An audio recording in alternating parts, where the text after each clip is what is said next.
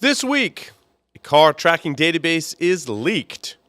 Dirty cows. Apple updates Samba patches. The SEC gets hacked. CEOs retire. And the largest security blunder of the week award goes to, well, you'll just have to find out. Jason Wood comes on to talk about something on the show. Oh, it's in there. Jason Wood from Paladin Security joins us to talk about Phantom Squad and how they are threatening a DDoS attack unless a protection fee is paid. All that and more on this edition of Hack Naked News. This is Security Weekly. For security professionals, by security professionals.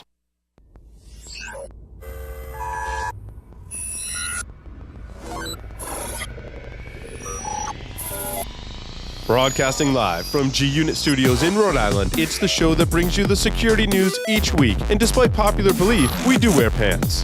It's Hack Naked News.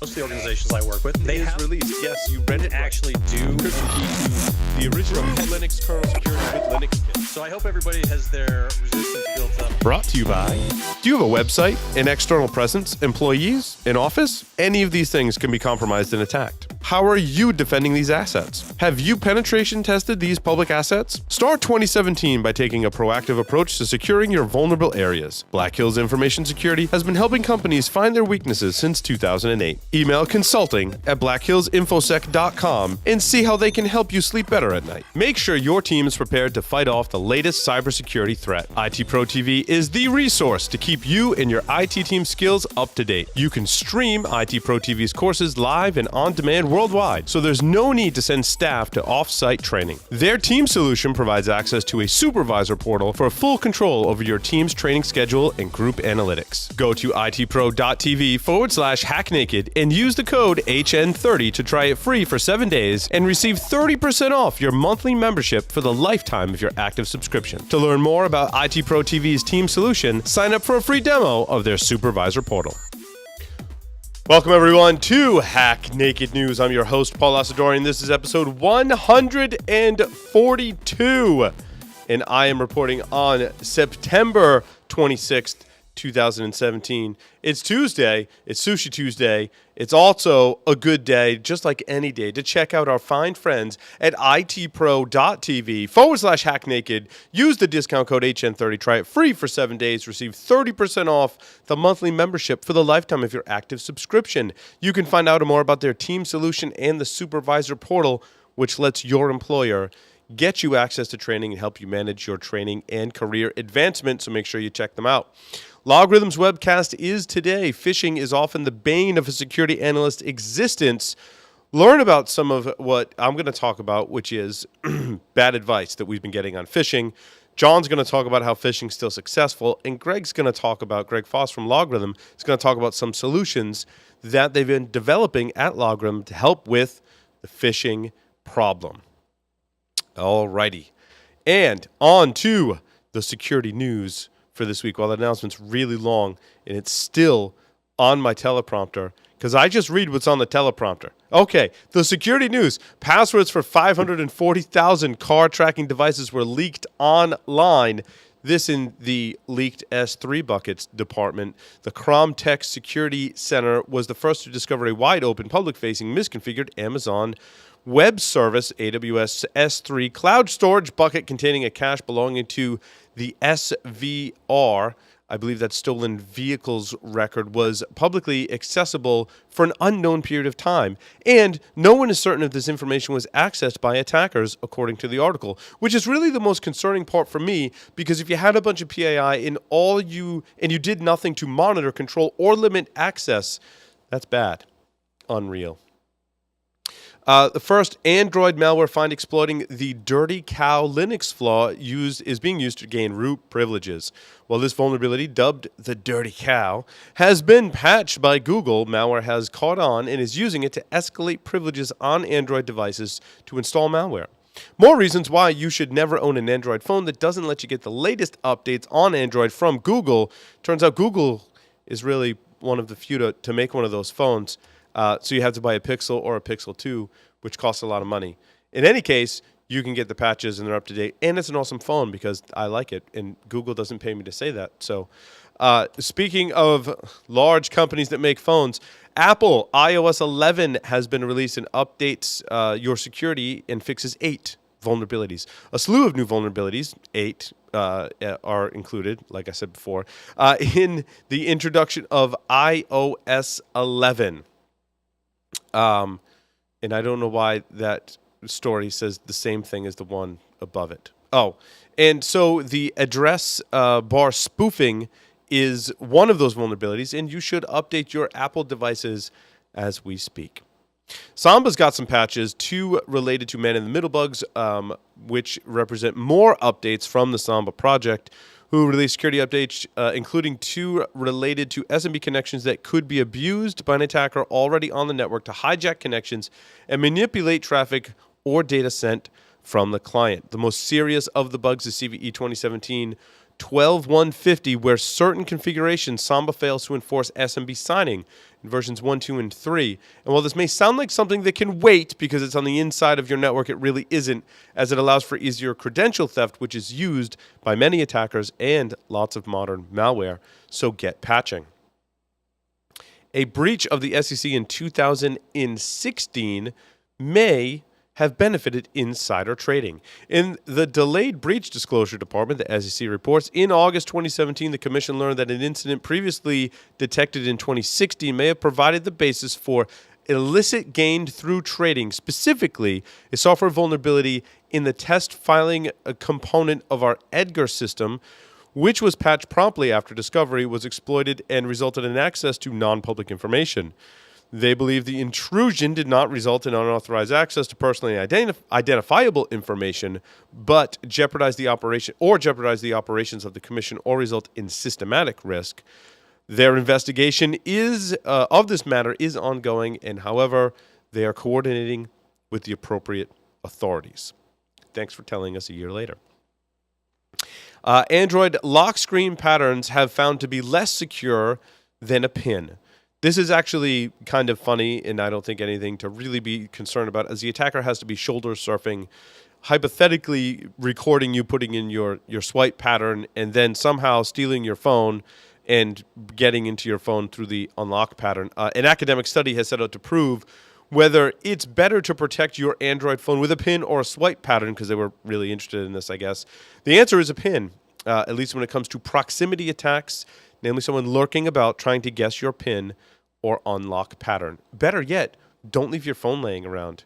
I should talk because I've lost a couple of phones by accident a couple times. So, I had a swipe pattern. Fortunately, they probably didn't videotape me using it. High Sierra gets his password. Actually, going back to that previous story, I should probably not use my swipe pattern on the air because then everyone will have my swipe pattern. In any case, High Sierra has a 0 day. There's a vulnerability in the Mac OS version called High Sierra, recently released, and earlier versions of Mac OS that allow rogue applications to steal plain text passwords stored in the Mac keychain, as reported by Security Reacher on Monday. That's the same day the widely anticipated update was released. Apple, of course, put it on the user not to run malicious apps and said the operating system has protection and does not have a bug bounty program for Mac OS, which I thought was interesting. Patrick Wardle, he's the CEO of Synac and is quoted in the article as he was the discoverer of the vulnerability that there's a vulnerability in High Sierra and earlier versions of macOS that allow rogue applications to steal plain text passwords stored in the Mac security keychain. And so that is bad, and I think it's bad that they don't have a bug bounty. Adobe's security team reveals its private PGP key in the Security Week blunder of the week. Absolutely goes to Adobe, who says this about the incident. Adobe is aware of the issue and has not revoked the PGP key has revoked the PGP key in question and published a new public and private key. Let's hope they didn't publish the new private key, because Adobe, you're not the private key is called private for a reason. You're not supposed to share it with the internet or anyone but you. The PGP key in question was used exclusively for email correspondence between external security researchers and the Adobe security team. which is kind of interesting because I'm sure there's a lot of those communications happening. And there is no impact to Adobe customers. The Equifax CEO, Richard Smith, has retired, which should come as no shock to anyone. This continues to be a feel-good measure by Equifax, replacing senior management in an attempt to improve the company's reputation. Last week, we reported other senior managers and others retired or left, announced the CEO. Let's hope the new management that they're going to have to hire now is able to build a security culture. With that, we'll take a short break and come back with none other than Jason Wood.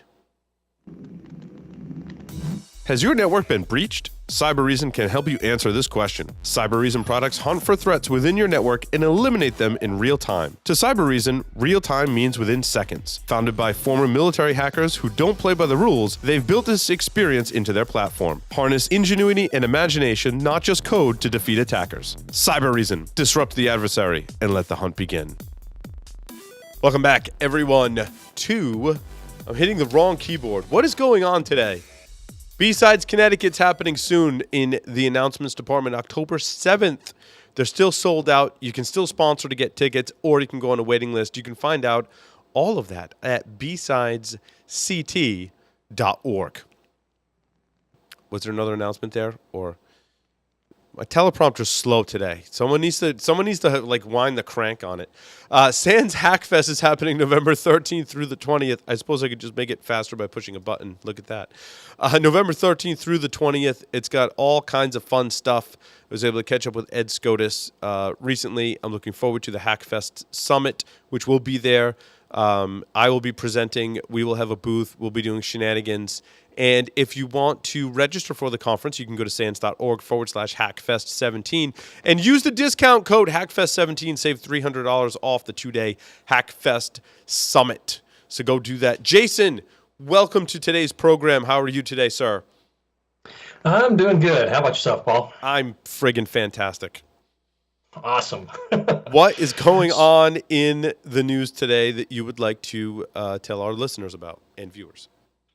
Well, this one's kind of interesting because a friend of mine was talking about this in a Slack channel that I'm in. So basically, the online protection racket continues to do well and thrive, apparently.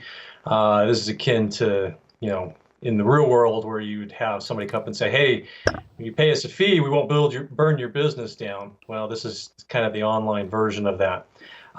Yesterday, somebody in Slack commented that he received an email from the Phantom Group. Or Phantom Squad, rather, threatening to take down their site unless they paid them 0.2 Bitcoin by September 30th. 0.2 Bitcoin. 0.2 Bitcoin. That is about $785 as of today when I searched it. Gotcha. So Graham Cluley actually also created a blog post about this. It's also what brought this to mind. And to know some of the fluctuation of Bitcoin, it was $720 when he wrote his posts yesterday. So anyhow, they've been the Phantom Squad, or a group supposedly purporting to be them, has been sending out these emails demanding this payment, saying basically we're going to knock you offline unless you pay the fee. Now, Phantom Squad may be a familiar name to you already, and that's because they were the group that was behind the attacks on denial of service attacks on Xbox Live, PlayStation Network, and things like that back in December of 2015, much to the angst of gamers who got their new Xbox or PlayStation on Christmas Day. At this point, really nobody knows whether or not it's really the Phantom Squad or not. Could be just somebody trading on their name. Regardless, the emails are getting sent out. Doesn't appear to be related to any particular business sector, industry, maybe technology stack that somebody's running or what have you. It's just getting spammed out there. There's some question, though, as to whether or not this is a real threat or is this just an effort to send out some emails and hopefully get some money sent to them. The email does add some urgency to the situation, kind of that, hey, you better upgrade now type of thing. It says if you don't pay by September, and this is from the email, if you don't pay by September 30th, all right, typos included. You all right? 30th, yeah. Okay. September 30th, 2017, the attack will start. Your service going down permanently. Price stop to permanent price stop price to stop will increase to 20 Bitcoin, so 0.2 to 20, and will go up 10 Bitcoin for every day of attack. Now, some quick math on that. Like I said, today, 0.2 Bitcoin is $785. 20 Bitcoin is $78,500, and 10 Bitcoin for a price increase every day is about 39,000. Sounds pretty freaky, but I guess the idea here is to make paying $780 not sound quite so bad.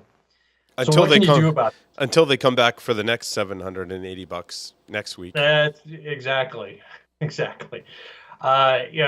That's always the thing you look at with things like this. Is there really any guarantee that they're not going to attack you, that they're not going to make future demands? You've already shown at this point you're willing to pay. Right. So really, what can we do about this? Well, my colleague, when we were talking about it, said basically he decided he's going to ignore this entirely. He's not too worried about it. And he's not entirely sure that this is real. So, it could be just some random attempt to defraud you out of the money. No real teeth behind it. And that's a reasonable assumption to make. Until your website goes down. Oops. Until your website goes down. And then I would say a reasonable step at this point might be to investigate putting some denial of certain, just DDoS protection on your system.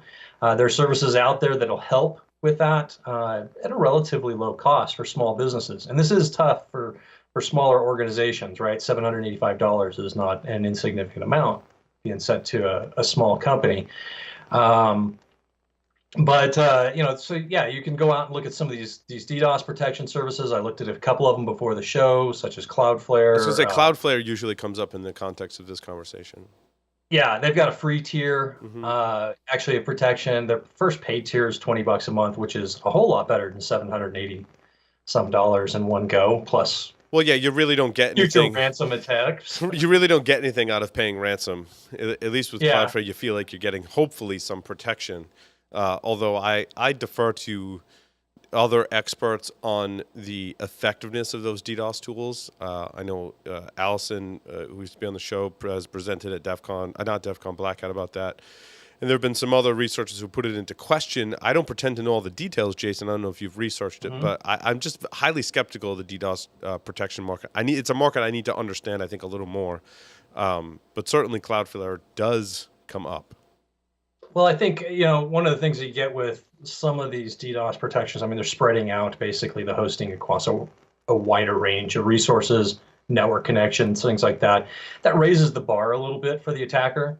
It doesn't take very much to knock down a single web server running in AWS or something like that somewhere. So potentially we're raising the bar a little bit. You do get some other benefits like content distribution and whatnot if that's important to you, but it may not matter one way or the other. But certainly, I think, looking at some of these services, it might be worth a try. You give it a test run for this period of time, see if it keeps you up. It might be a good chance to to really see how well it works. If you potentially, if this starts to look like it's real, one of the things I read that could happen is that you'll see a spike in traffic to impact performance on your site, and then it'll back off a little bit to give you a chance maybe to get scared and pay some coin to somebody. Right. Yeah. And then if if they're serious about it, then they'll turn it up on you later. Personally, I'd probably wait and see. But then my website is not, my business will rock along if the website goes down for a little bit. So, you kind of have to make a call on that. Right. Depending on what you're into. Obviously, if I was making significant amount of money, through e-commerce or whatnot through my site, I would look at that very differently. I would start taking some action just to make sure that at least I had some mitigation within my own, or defenses rather being put into play to help protect myself. Like you said, maybe these cloud DDoS protection services are not as strong as they're advertised to be. The problem is going to find some of the more robust implementations. The price starts going up. That might be difficult for a small shop to bear. So, you start out with the basics and move up from there, I think. Would be the way to go. So, Just keep an eye on your inbox. You might be seeing a message coming from Phantom Squad to you. Fantastic. Jason, thank you very much for appearing on this episode of Hack Naked News. We'll see everyone next time.